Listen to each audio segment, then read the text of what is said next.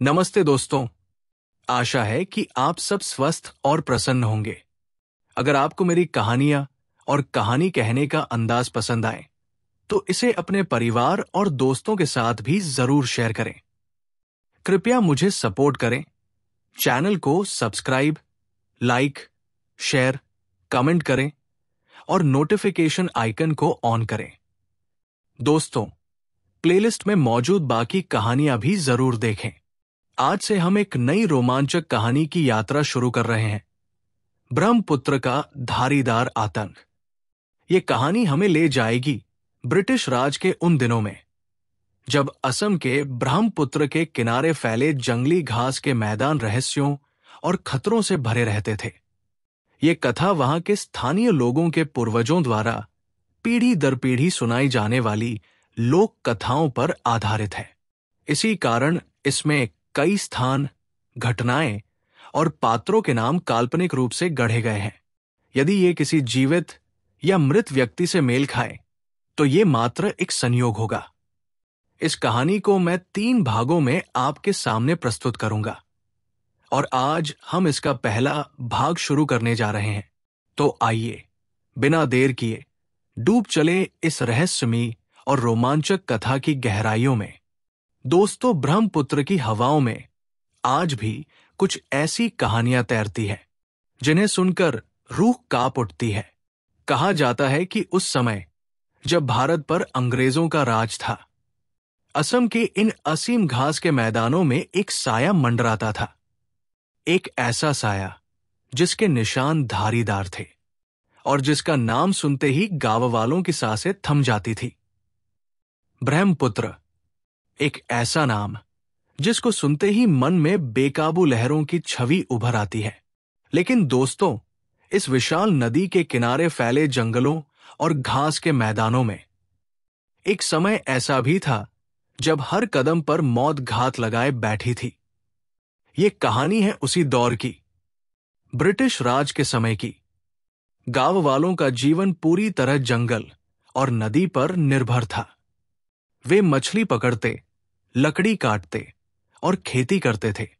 लेकिन इन सब के बीच एक आतंक ऐसा था जिसने पूरे इलाके की नींद छीन ली थी।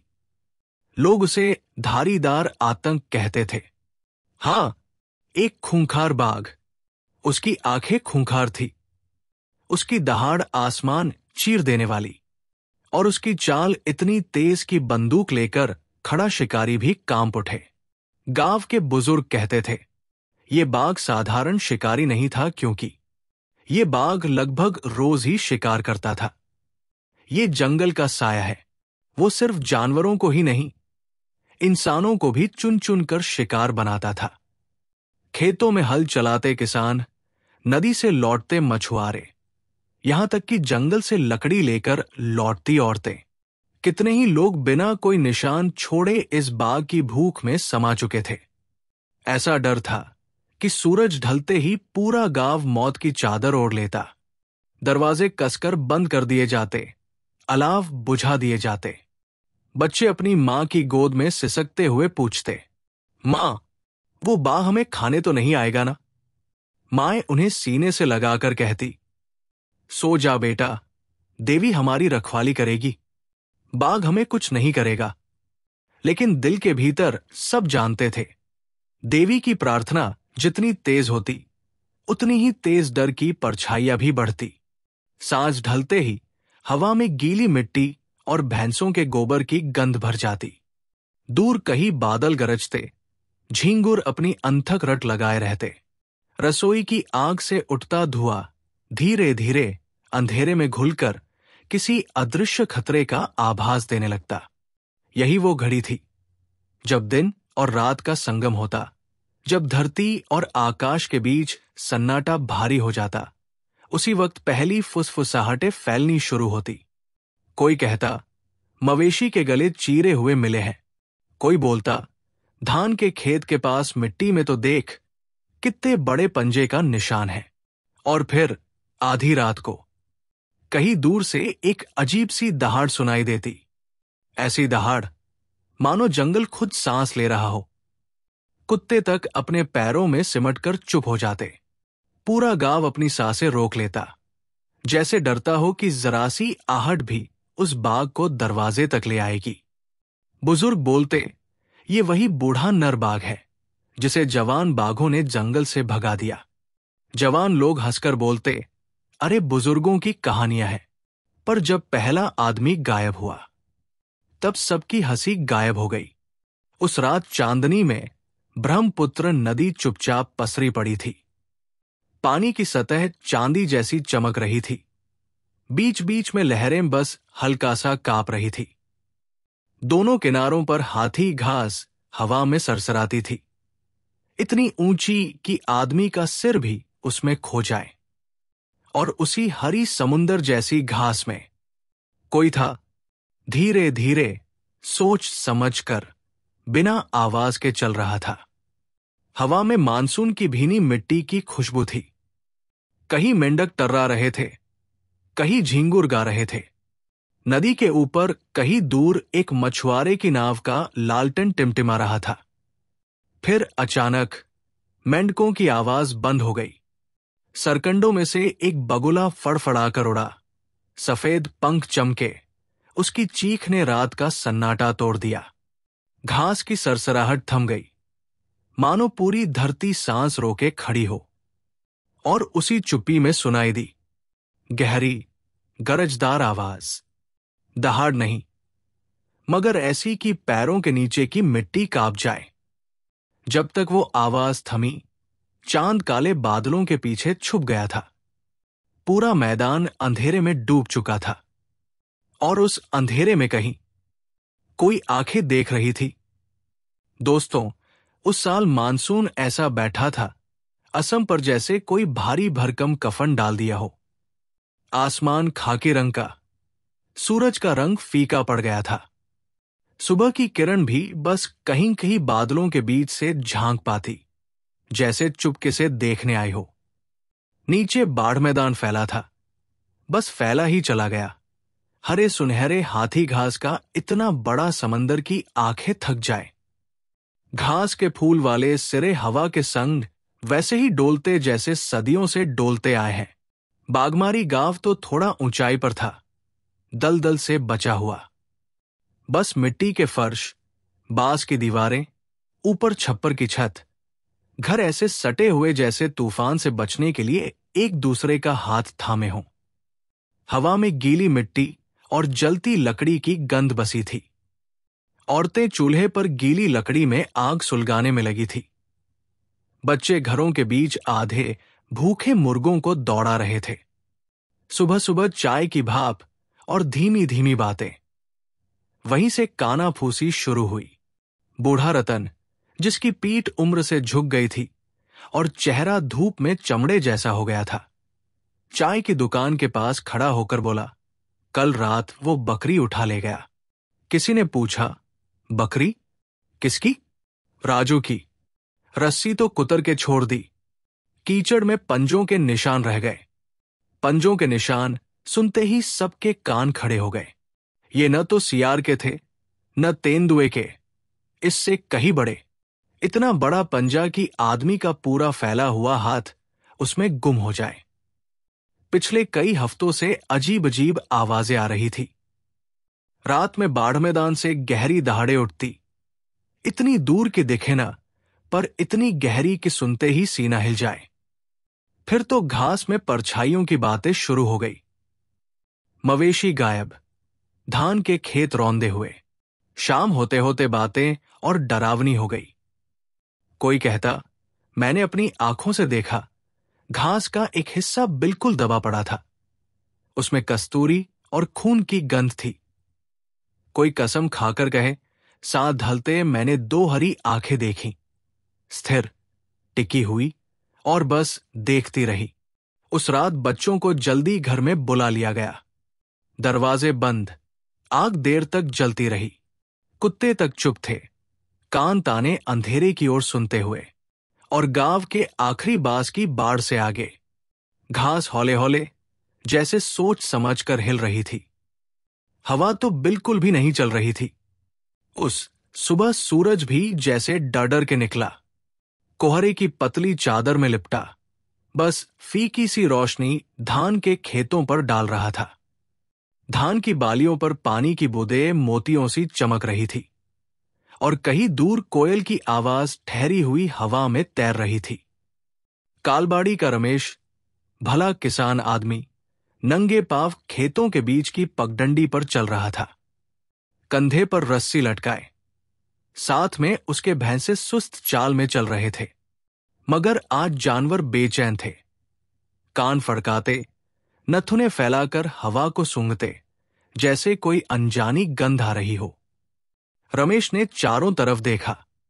पगडंडी के किनारे की घास इतनी ऊंची थी कि उसका सिर भी उसमें गुम हो जाए। घनी घनी झाड़ियां, जिनके अंदर क्या है कोई देख ही न पाए। और अजीब बात यह थी कि सब तरफ चुप्पी थी। न पंछी बोल रहे थे, न हवा सरसराती थी। बस कीचड़ में उसके पैरों की चपचप। आधे रास्ते पहुंचे ही थे कि अचानक दाएं तरफ की हाथी घास ऐसे फटी जैसे कोई बम फट गया हो। नारंगी और काले रंग का धुंधला साया उस पर ऐसे टूटा जैसे कोई पेड़ गिर पड़ा हो। भैंसे डर के मारे खेतों में भागे, रस्सी पीछे घिसटती हुई। रमेश की चीख आसमान तक पहुंची, ऊंची, कांपती हुई। उसकी घरवाली, जो झोपड़ी के पास घड़े भर रही थी, हाथ से घड़ा गिरा के दौड़ी, और बच्चे पीछे पीछे नंगे पैर कीचड़ उड़ाते हुए दौड़े। और जो उन्होंने देखा वो तो जिंदगी भर आंखों से न जाएगा। घास बेतहाशा हिल रही थी, जैसे उसमें कोई दैत्य लहर पैदा कर रहा हो। रमेश पगडंडी से खींचा जा रहा था। उसके हाथ मिट्टी को नोचते, नाखून उखड़ते, गीली जमीन पर लंबी खरोंचे छोड़ते। फिर उसकी चीख अचानक थम गई और रह गया बस सन्नाटा। कहीं दूर डर से उड़ते पंछियों की आवाज आ रही थी। जब तक घरवाले वहां पहुंचे, बस घास में दबा हुआ एक गहरा रास्ता मिला जो दलदल की तरफ जा रहा था। मिट्टी पर चौड़ी चौड़ी लाल छींटे थी और सबको मालूम था ये खून है, और बहुत सारा। उस रात गांव के सब लोग एक जगह सिमट कर बैठे। लालटेन की मध्यम रोशनी अंधेरे को जैसे बस चूम कर लौट रही थी।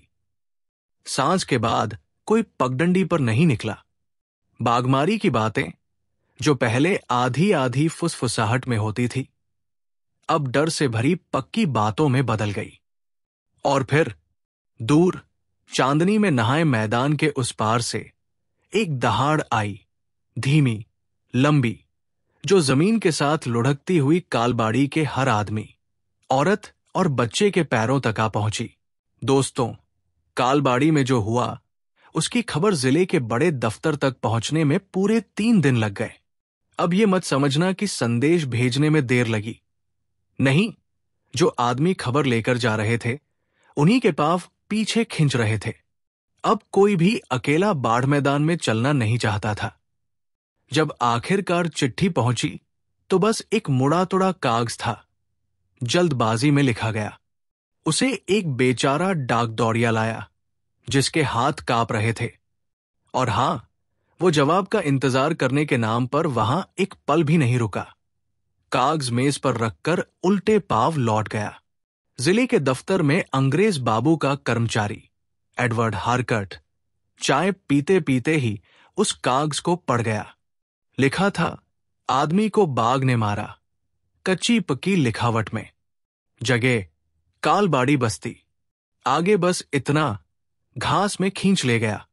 लाश नहीं मिली। हारकट ने कागज को मेज पर ठोकते हुए सांस छोड़ी, रजिस्टर खोला और सही पन्ना ढूंढने लगा।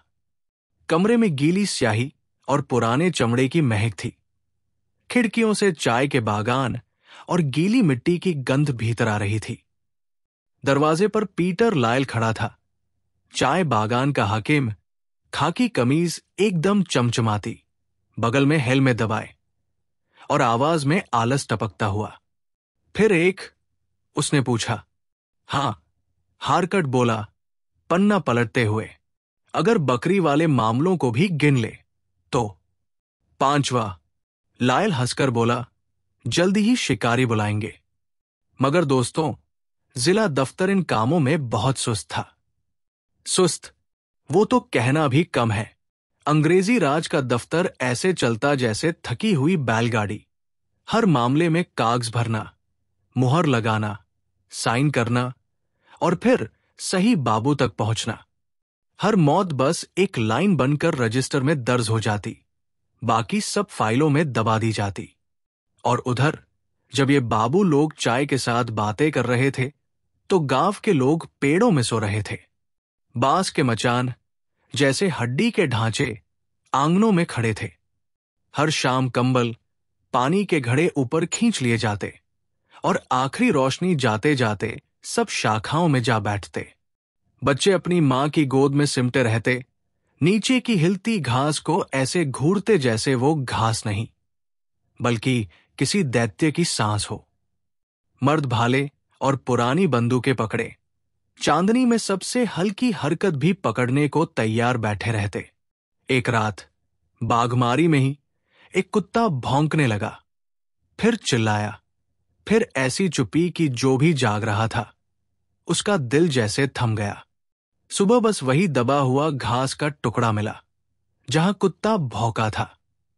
लेकिन जिले के दफ्तर में, अरे वहां तो मामला अभी समीक्षा में था।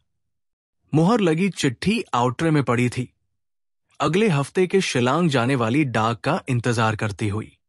और जब तक वो शिलांग पहुंचेगी बाघ और जाने ले चुका होगा, क्योंकि कहीं नदी और घास के मैदान के बीच वो घूम रहा था, उस धीरज के साथ जैसे उसे अच्छी तरह मालूम हो कि आदमी हमेशा देर से ही चलते हैं। भोर की पहली हल्की लालिमा दिहिंग नदी पर फैल रही थी। धुंध चांदी की चादर सी पानी और किनारों को ढक रही थी, इतनी घनी कि मानो कोई अनदेखी चीज उसमें छुपी हो। बागमारी के मछुआरे अपनी पतली नावों को बहाव में सरका रहे थे। पैरों के पास बांस की टोकरियां और भीगे जाल रखे थे। चप्पुओं की धीमी थपकियां पानी की शांति को चीर रही थी और फिर सब कुछ वैसा ही शांत हो जाता था, अस्वाभाविक रूप से शांत। सीताराम, दुबला, कसा हुआ शरीर, चेहरा उम्र और धूप से झुलसा हुआ, नाव के आगे खड़ा था। उसकी आंखें सतह पर उस हल्के से घेरे की तलाश कर रही थी जो मछलियों के झुंड का इशारा करता है। पीछे बैठे साथी धीमे स्वर में कुछ कह रहे थे, पर उनकी बातें हवा में गुम होकर धुंध में निगल जाती थी। हवा में गीली मिट्टी, सड़े हुए पत्तों और दूर कहीं जलती लकड़ी की गंध थी। नीचे की ओर उथले पानी से एक सफेद बगुला चुपचाप उड़ गया। उसके पंख धुंध में ऐसे लग रहे थे जैसे किसी भूत की परछाई तैर रही हो। सीताराम की नाव सरकंडों की उस घनी दीवार के पास पहुंची जो पानी में झुककर जैसे कुछ छुपा रही थी। वो जाल उठाने को झुका ही था कि सरकंडों ने धीरे धीरे, बहुत धीरे सरसराना शुरू किया। हवा का एक झोंका तक नहीं था। सरकंडे ऐसे हिल रहे थे जैसे भीतर कोई सांस ले रहा हो और इंतजार कर रहा हो। अचानक बिना किसी चेतावनी के नाव के बगल का पानी फट पड़ा। सरकंडों से एक विशाल धारियों वाला बाघ बाहर कूदा। उसकी आंखें ठंडी और पीली थी। पंजे नाव पर गरजे और अगले ही पल उसके जबड़े सीताराम के कंधे और गर्दन पर जकड़ चुके थे। चीख, बस एक, और फिर पानी का बड़ा भारी छपाका। नाव डगमगा गई। पानी किनारों से भीतर छलका। साथी हाथ बढ़ाकर सीताराम को खींचने की कोशिश करते रहे, लेकिन बाघ उसे खींचते हुए नदी में उतर चुका था। पानी में उसकी पीठ की धारियां लहरों में उड़ गिर रही थी और वो सीधे उस किनारे की ओर बढ़ रहा था जहां धुंध और अंधेरा मिलकर सब कुछ निगल लेते थे। कुछ पल तक पानी उछलता रहा, पैर छटपटाते, लहरें टूटती, और फिर कुछ नहीं, बस शांत ठंडा पानी। गोल गोल लहरें धीरे धीरे फैलती और फिर धुंध में खो जाती। चलो, जल्दी चलो, किसी ने चिल्लाया, लेकिन नावें मछलियों से भरी और भारी थी। सब बस देखते रहे जब तक सरकंडों में बाघ और उसका शिकार पूरी तरह गुम न हो गए। फिर जो खामोशी छाई वो असहनीय थी। किसी ने चप्पू तक नहीं हिलाया। एक आदमी ने सिर झुकाकर धीरे धीरे रोना शुरू कर दिया। गांव लौटते ही खबर आग की तरह फैल गई। औरतें बच्चों को ऐसे पकड़ रही थी जैसे वे भी नदी में खिंच जाएंगे, और मर्द बाघ की बढ़ती हिम्मत पर आपस में फुसफुसा रहे थे। अब वो पानी से आदमी खींच ले गया था, सबके सामने। उस रात कोई भी नहीं सोया, और जो सो गए उन्होंने सपने में देखा पीली चमकती आंखें जो पानी के नीचे से बिना पलक झपकाए उन्हें देख रही थी। आंगन देर सुबह की धूप से जगमगा रहा था, ऐसी रोशनी जिसमें हवा में तैरते धूल के कण सुनहरे दिखते हैं। कुएं के पास एक पीतल का घड़ा रखा था, आधा भरा हुआ पानी से चमकता हुआ। मुर्गियां जमीन पर चोंच मार रही थी, और ऊपर कोई परछाई गुजरते ही घबराकर इधर उधर भाग जाती। गीता तुलसी चौरे के पास घुटनों के बल बैठी थी, मसाले पीसते हुए। उसकी हर हरकत में वो धीमा लय था, जो तब आता है जब कोई काम करते करते कान हर आहट पर लगे हों। बरामदे की छाव में उसकी 2 नन्ही बेटियां मिट्टी की गुड़ियों से खेल रही थी। ये एक साधारण दिन था, या उतना ही साधारण जितना कि किसी ऐसे गांव में दिन हो सकता है जहां लोग हर सुबह को उधार का समय मानने लगे हों। उसका पति करण आंगन में टूटी हुई बांस की बाड़ को ठीक कर रहा था। उसका पीठ सड़क की ओर था, नंगे पांव गर्म धूल में धंसे हुए। अचानक एक इतनी नीची और गहरी आवाज ने सन्नाटा तोड़ दिया कि यकीन करना मुश्किल था ये किसी जीवित प्राणी से आई हो। गीता का सिर झटके से उठा। मुर्गियां कदमों के बीच में ही थम गई। यहां तक कि बच्चियां भी खिलखिलाना छोड़ गुड़ियों को ढीला छोड़कर खड़ी रह गई। और फिर ये हुआ। सुपारी के पेड़ों के पीछे से मांसपेशियों और धारियों का एक तूफान बाघ 3 विशाल छलांगों में आंगन पार कर आया। करण को मुड़ने का भी समय नहीं मिला। बाघ ने पूरी ताकत से उसके सीने पर वार किया, उसे जमीन पर गिरा दिया। उसके गले से निकली चीख कच्ची और छोटी थी। अचानक थम गई, जैसे ही उस दरिंदे के जबड़े उसकी गर्दन पर भींच गए। गीता का शरीर उसके दिमाग से पहले हरकत में आ गया। वो भागी, चिल्लाई, हाथ में पकड़ा सिलबट्टे का मुसला उठाकर फेंका। वो बाघ के पहलू पर लगा, लेकिन बेअसर धूल में गिर गया। जानवर ने बस हल्की सी नजर डाली। उसकी आंखें धूप में 2 पिघले सिक्कों जैसी चमक रही थी। एक ही झटके में वो करण के ढीले शरीर को बाढ़ के उस छेद की ओर घसीटने लगा। उसके खून से लथपथ हाथ ने जमीन पर एक गहरी लाल लकीर छोड़ दी। फिर वो ऊंची घास में गायब हो गया। घास के बीच बाघ के धीमे ठहराव भरे कदमों की आवाज डरावनी थी। फिर सन्नाटा, और उसके बाद आंगन में लौटती मक्खियों की भिनभिनाहट। गीता घुटनों के बल ढह गई। उसकी दुनिया कानों में गूंजते दहाड़ तक सिमट गई। उसे अपनी बेटियों का अपने आंचल में मुंह छुपाना महसूस हो रहा था, पर वो बोल नहीं पाई। उसकी आवाज कहीं बहुत दूर थी, उस गरज के नीचे दबी हुई जो अब भी उसके कानों में गूंज रही थी। जब उसने उसी दिन शाम में ग्राम पंचायत में अपनी कहानी सुनाई तो उसके शब्द टुकड़ों में टूटते गए। बाघ ने मुझे देखा। बाघ को डर नहीं था।